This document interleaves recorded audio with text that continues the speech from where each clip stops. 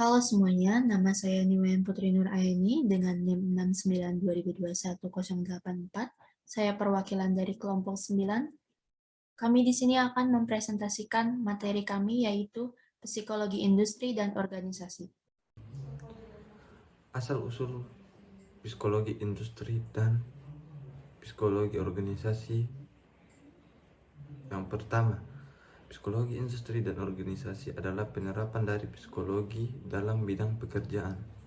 Yang kedua, psikologi merupakan ilmu yang mempelajari perilaku, emosi, motivasi, dan mental manusia pada sistem kegiatan terkoordinasi.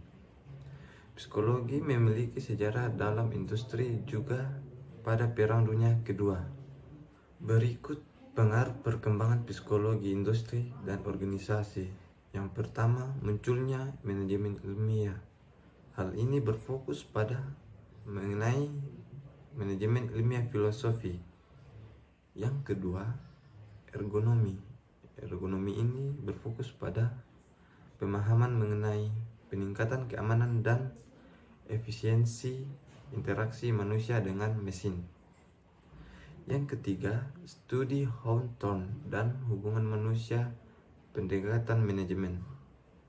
Studi ini secara persuasif menunjukkan bahwa tempat kerja merupakan sistem sosial yang di dalamnya terdapat individu yang saling berhubungan satu sama lain. Berikut psikologi industri berorientasi pada perusahaan dan fokus pada peningkatan efisiensi dan produktivitas melalui penggunaan yang tepat dari personel, perusahaan maupun karyawan sebagai sumber daya manusianya. Selanjutnya, penerapan psikologi industri. Yang pertama, analisis pekerjaan.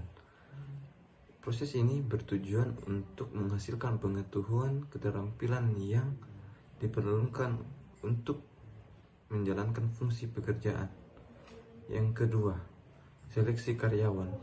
Proses ini dilakukan dengan beberapa pertimbangan, yaitu pengukuran pengetahuan, keterampilan, kemampuan, dan karakteristik. Yang ketiga, training pelatihan. Proses perekrutan tenaga kerja di industri, calon pekerja dituntut untuk mempelajari hal-hal yang menunjang keefektifan bekerja. Yang keempat, penilaian pekerjaan. Psikologi industri juga berkaitan dengan penilaian kerja serta evaluasi keberhasilan dalam memenuhi tujuan dari setiap industri dan organisasi. Selanjutnya adalah tentang psikologi organisasi. Nah, psikologi organisasi ini menekankan pada tentang bagaimana hubungan di antara orang-orang di tempat kerja atau suatu organisasi yang mempengaruhi kepuasan dan komitmen kerja mereka, serta mengetahui seberapa efisien dan efektif dalam melakukan produktivitas mereka dalam suatu organisasi.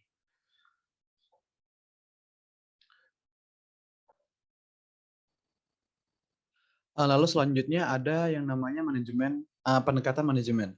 Nah, pendekatan manajemen itu penting bagi suatu organisasi dan karyawannya untuk menghargai pentingnya gaya manajemen bagi bisnis.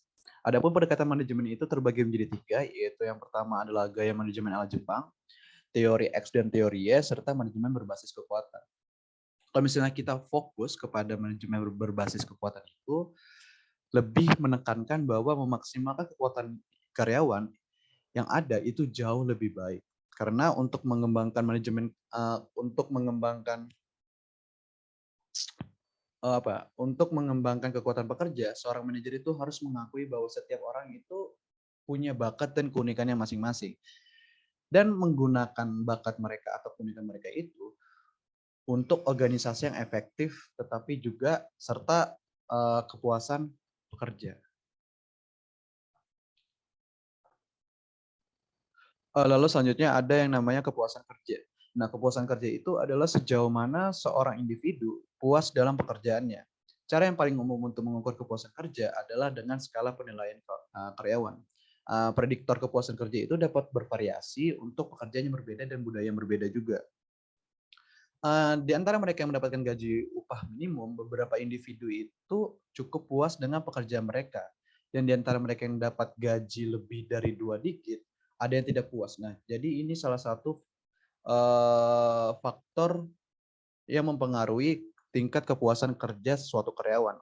Tapi ada satu studi yang menemukan bahwa kepuasan kerja itu tidak bergantung pada jumlah uang semata, tetapi lebih pada persepsi seseorang bahwa gajinya itu adil.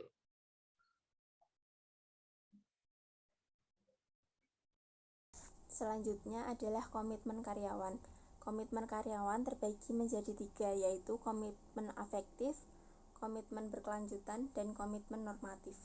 Yang pertama adalah komitmen afektif, mengacu pada keterikatan emosional seseorang dengan tempat kerja. Seseorang dengan komitmen afektif yang kuat mengidentifikasi diri secara erat dengan tujuan organisasi dan ingin menjadi bagian darinya. Yang kedua adalah komitmen berkelanjutan, berasal dari persepsi karyawan bahwa meninggalkan organisasi akan terlalu mahal, baik secara ekonomi maupun sosial. Orang tersebut mungkin takut dengan gagasan relokasi atau pemikiran tentang upaya yang perlu dilakukan untuk mencari pekerjaan baru. Individu seperti itu mungkin bertahan dengan organisasi karena perasaan bahwa dia harus.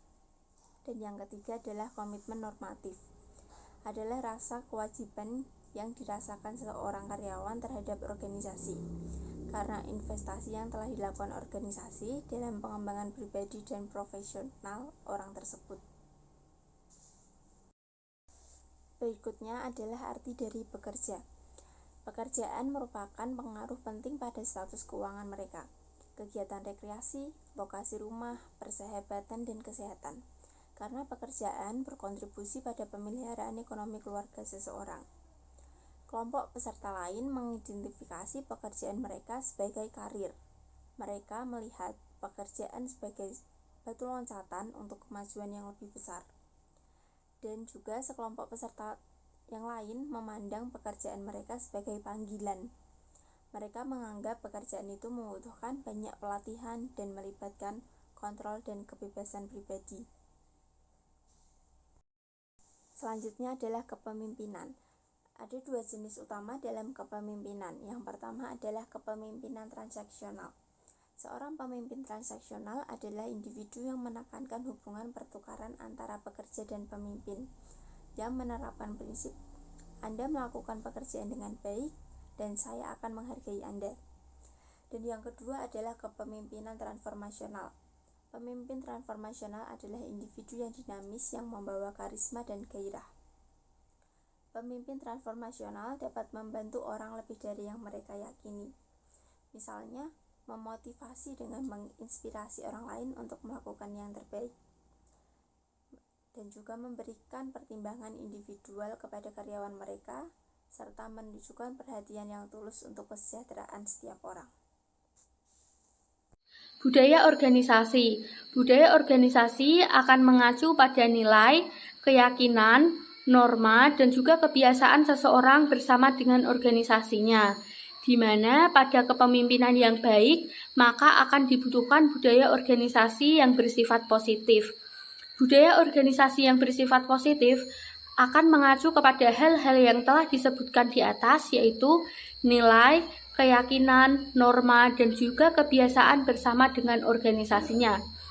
Budaya organisasi akan memberikan rasa di sebuah organisasi dengan cara individu akan mendapatkan sesuatu yang disukai atau rasa nyaman di sekitarnya.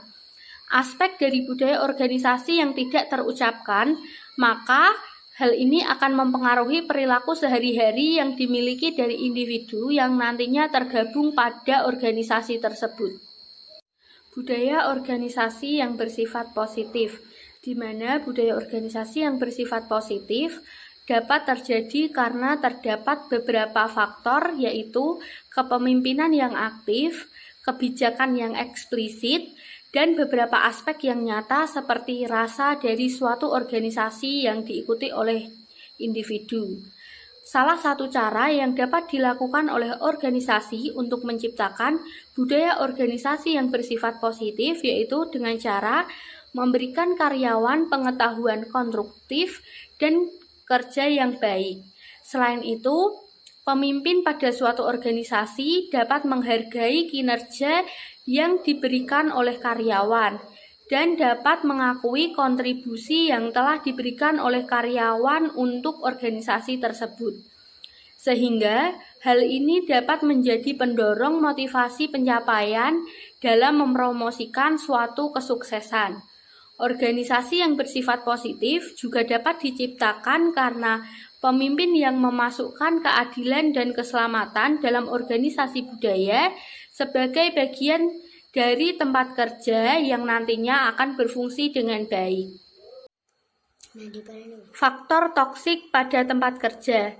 Dapat diketahui bersama-sama bahwa tidak semua tempat kerja atau pengaturan kerja dari suatu organisasi merupakan ruang lingkup yang sehat dan juga menyenangkan bagi sebagian karyawan. Terdapat beberapa konteks di mana individu akan terlibat dalam perilaku yang saling merendahkan antara salah satu teman kerja dengan teman kerja lainnya atau karyawan lainnya. Sikap yang tidak sopan pada tempat kerja akan mengacu kepada perilaku kasar atau ketidaksopanan, di mana hal ini dapat mengungkapkan kurangnya rasa hormat antara satu individu dengan individu lainnya yang tergabung dalam organisasi. Menyebarkan berita bohong dari salah satu masalah yang dialami oleh karyawan atau mencabotase pekerjaan karyawan lainnya merupakan salah satu faktor toksik yang ada pada tempat kerja. Apabila sikap seperti ini terus dibiarkan, maka hal ini akan berubah menjadi perilaku yang lebih berarah kepada hal yang negatif. Terjadinya toksik pada tempat kerja ini dipengaruhi oleh dua faktor yang berkembang di tengah-tengah organisasi, seperti pelecehan seksual yang terjadi kepada karyawan dan tempat kerja yang agresi serta berada dalam ruang lingkup kekerasan. Faktor ekstrim dari ketidaksopanan pada tempat kerja. Pelecehan seksual merupakan perilaku yang tidak diinginkan atau perilaku yang bersifat seksual serta mempermalukan dan mengintimidasi orang lain. Rayuan seksual yang tidak diinginkan atau permintaan dalam bentuk visual dan perilaku verbal atau fisik lainnya yang bersifat seksual di tempat kerja merupakan salah satu bentuk dari pelecehan. Pada pelecehan seksual ini, tidak hanya perempuan yang dapat menjadi korban, namun laki-laki juga dapat mengalami pelecehan seksual tersebut. Korban dari pelecehan seksual tidak harus orang yang dilecehkan, namun bisa siapa saja yang terpengaruh oleh perilaku ofensif. Pelecehan yang terjadi pada tempat kerja ini dapat terjadi karena kurangnya kepuasan kerja ataupun niatan dari salah satu individu untuk segera keluar dari pekerjaan yang sedang dijalani. Pelecehan seksual akan merugikan salah satu organisasi dalam bentuk ekonomi. Pelecehan seksual pada tempat kerja terdapat dua bentuk, yaitu pelecehan seksual quid pro quo yang merupakan bentuk pelecehan seksual yang mengacu pada rayuan seksual yang tidak diinginkan oleh salah satu individu atau permintaan dalam bentuk hal-hal seksual dan perilaku verbal atau fisik yang bersifat seksual. Pelecehan seksual quid pro quo ini dapat terjadi apabila terdapat penolakan terhadap hal yang tidak pantas. Perilaku menjadi dasar bagi pengambilan keputusan pekerjaan yang mempengaruhi si korban. Selanjutnya yaitu pelecehan seksual pada lingkungan kerja yang tidak bersahabat, di mana pelecehan seksual ini dilakukan dengan tujuan untuk memberikan efek mengganggu kinerja dari individu atau menciptakan lingkungan kerja yang mengintimidasi atau toksik. Perilaku ini akan mengubah lingkungan menjadi tidak bersahabat, termasuk perilaku seksual humor grafis, komentar sugestif, yang mengacu pada bentuk tubuh seseorang dan menyentuh individu secara tidak tepat. Selanjutnya yaitu agresi dan kekerasan di tempat kerja. Agresi akan melibatkan perilaku untuk menyakiti orang lain. Agresi pada tempat kerja termasuk dalam bentuk pelecehan verbal, perilaku yang mengintimidasi. Contohnya yaitu perilaku yang nantinya akan berdampak negatif pada pekerjaan dari salah satu individu. Dari salah satu penelitian menunjukkan bahwa individu yang dulunya pernah mengalami ejekan dari salah satu rekan kerjanya akan memiliki peningkatan masalah pada kesehatan psikologisnya. Pelecehan secara verbal dari orang luar mungkin terjadi dalam pekerjaan di mana individu diharapkan untuk berinteraksi dengan publik secara teratur, dan pengalaman semacam ini sangat berkaitan dengan kelelahan emosional dari korban. Pelecehan seksual akan berhubungan negatif dengan kepuasan kerja, dan agresi ini akan berujung dengan kekerasan yang ada pada tempat kerja serta mencakup kekerasan fisik dan bentuk penyerangan. Walaupun suatu organisasi tidak dapat mengidentifikasi setiap potensi terjadinya masalah, namun perusahaan dapat mengambil langkah-langkah pencegahan kekerasan pada tempat kerja karena hal ini akan mencakup lingkungan yang terbuka dan manusiawi di mana karyawan akan merasa diperlakukan secara adil. Organisasi dapat melakukan upaya pendekatan terbuka untuk menyelesaikan suatu konflik yang ada pada organisasi tersebut, sehingga dapat memberikan komitmen untuk selalu memecahkan masalah secara langsung agar meredam situasi yang nantinya sulit untuk ditangani. Selanjutnya, poin nomor 5, psikologi industri, organisasi, kesehatan, dan kebugaran. Merujuk pada kondisi fisiologis, fisik, dan psikologis tenaga kerja yang diakibatkan oleh lingkungan kerja. Satu studi mengungkapkan bahwa fungsi sistem kekebalan menurun dengan pengangguran dan meningkatnya dengan pekerjaan baru. Namun, pekerjaan itu sendiri dapat menjadi sumber stres dan konflik cukup besar. Lalu, ada stres dalam pekerjaan. Sumber utama stres kerja adalah konflik peran.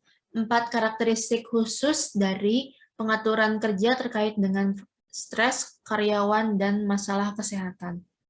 Yaitu ada 4. Tuntutan pekerjaan yang tinggi seperti memiliki beban kerja yang berat dan tekanan waktu. Kedua, kesempatan yang tidak memadai untuk berpartisipasi dalam pengambilan keputusan. Yang ketiga, kontrol supervisor tingkat tinggi. Dan yang terakhir adalah kurangnya kejelasan tentang kriteria kinerja yang kompeten. Beberapa individu di dunia kerja menjadi korban burnout. Keadaan psikologis tertekan di mana seseorang mengalami kelelahan emosional dan sedikit motivasi untuk bekerja. Lalu, burnout juga dapat terjadi stres kronis di tempat kerja. Slide selanjutnya mengelola stres kerja. Melakukan kegiatan yang disukai, lakukan kegiatan pada waktu luang, dan merasa bahagia saat melakukannya.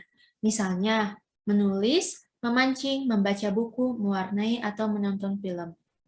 Stres dapat diatasi dengan melakukan kegiatan-kegiatan yang membuat Anda senang, dan merasa meringankan beban yang Anda miliki.